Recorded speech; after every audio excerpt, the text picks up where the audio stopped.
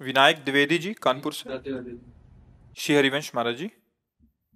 महाराज जी, मेरा प्रश्न है कि मैं सरकारी पदों के चयन के लिए तैयारी कर रहा हूँ।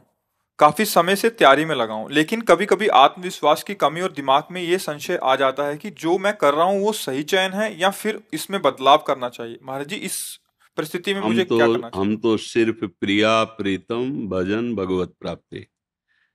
ना हमको अभी सरकारी नौकरी की है, ना हम करने का कोई लक्ष्य है, ना हम उसके विषय के ज्ञाता है। बचपन से भगवत मार्ग में रहे हैं। तो वैसे हमने तो एक बोर्ड में लिखवा रखा है कि आप हमसे प्रश्न केवल परमार्थ का, अध्यात्म का, भगवत मार्ग का करें।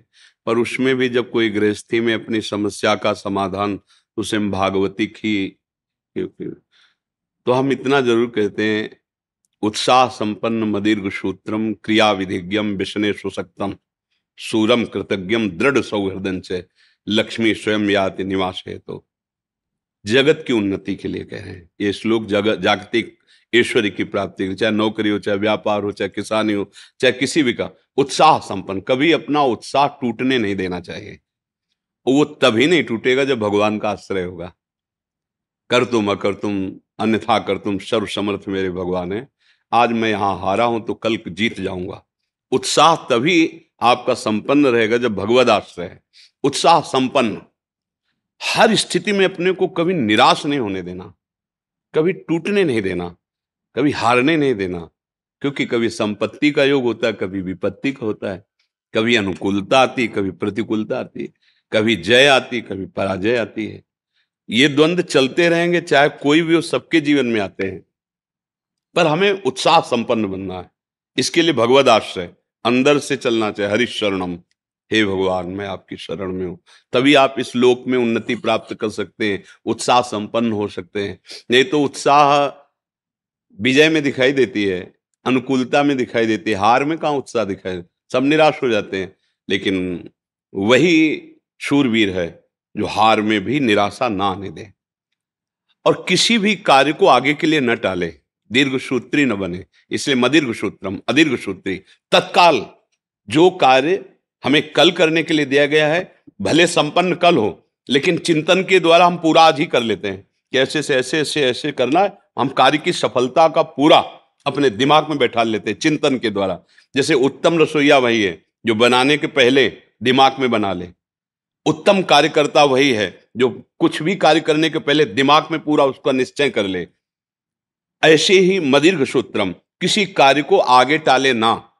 अगर इस संसार में उन्नति प्राप्त करनी, हमें परीक्षा 1 महीने बाद देनी है, लेकिन आज ही प्रश्न कर लिया जाए तो उसका उत्तर हम दे देंगे, ऐसी तैयारी रखनी चाहिए।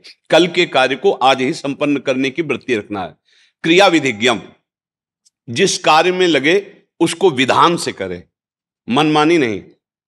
चाहे वो पढ़ाई हो, चाहे वो व्यापार हो, चाहे वो किसानी हो, अलग अलग विधान होते हैं ना। व्यापार का अलग विधान होता है, नौकरी का अलग विधान होता है। अलग अलग जो विधान है, जो सिस्टम है, बिल्कुल ठीक उसके अनुसार आपको ज्ञान होना है। क्रिया विधिज्ञम, और जो कार्य आपको दिया गया है वो एकाग्र होकर करे। व्यसने स्वशक्तम, आपको जो व्यापार है, जो भी कार्य दिया गया, पढ़ाई जो नौकरी, उसमें आसक्त हो जाइए संसारिक उन्नति के लिए। कि अगर हमें आर्मी में जाना है तो जो कल हमारी परीक्षा होगी उसको हम जानकारी करके पहले आज ही हम उसमें पुष्ट हो जाते हैं। अगर इतने किलोमीटर दौड़ना है तो 1 किलोमीटर और आगे की हम रफ्तार बढ़ा के रखते हैं। इतनी ऊंचाई तो इससे और ऊंचे, इतना अभ्यास। क्रिया विधिज्ञम व्यसने सुशक्तम शूरम, हृदय को सदैव बलवान रखे। हृदय में कभी दुर्बलता, नीचता हमारे हृदय को छू ना जाए। अगर हृदय बलवान रहेगा, आपका संकल्प दृढ़ रहेगा, आपका भाव दृढ़ रहेगा, तो पराजय भी आपकी विजय का हेतु बन जाएगी। शूरम और कृतज्ञम, अगर कोई आपका उपकार करता है तो कभी विश्वासघात न करे, उसका कृतज्ञ रहे। अगर एक बार भी उसने कोई हमें धर्म की शिक्षा दी, हमारे को बचाया, हमारे को वो सत्य मार्ग पर, तो हम सदैव कृतज्ञ रहें। हम ऐसा विश्वासघाती स्वभाव हमारा ना हो। दृढ़ सौहृदय, पूरा परिवार या मित्र मंडली, हम ऐसे आचरण करें कि वो हमें प्यार करे। सौहृदय कि यार ये तो अपना बंदा इतना विश्वसनीय है, कि अगर किसी भी तो इससे धोखा नहीं हो सकता। अगर ऐसे स्वभाव वाला व्यक्ति है तो जो पद चाहे उसे प्राप्त हो सकता है, भगवान का आश्रय और इन लक्षणों का जीवन में, फिर निराशा नहीं, फिर निराशा नहीं होगी। अगर आप अच्छे आचरण नहीं करेंगे, पाप कर्म करेंगे, तो जो बचे हुए सुकृत हैं वो भी नष्ट हो जाएंगे। अगर जो उन्नति का मार्ग है वो भी पतन के मार्ग में बदल जाएगा। ये कर्म भूमि है ना, हम अच्छे कर्म करें, पतन का नंबर आ रहा है, मान लो पाप का नंबर आ रहा है, तो पतन के लिए गिराने की कोशिश करेगा, लेकिन आपका नया कर्म आपको बचा लेगा, आपको उठा देगा। भगवद आश्रय और सत्य आचरण करना, कभी भी निराश ना होना, देखो कहीं पराजय नहीं होगी।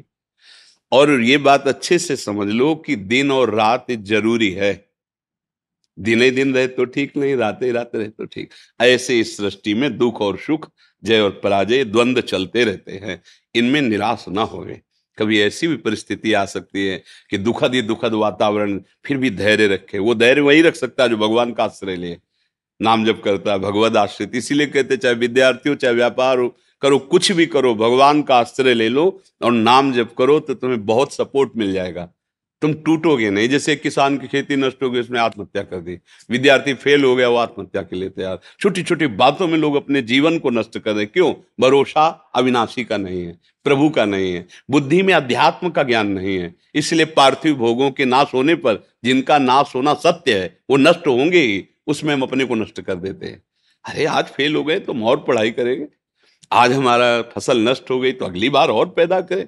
अपने जीवन को नष्ट कर देना उसका कोई हल थोड़ी है। तो इसलिए अच्छे बनो, नाम जप करो, भगवद आश्रित रहो और इन बातों को समझो।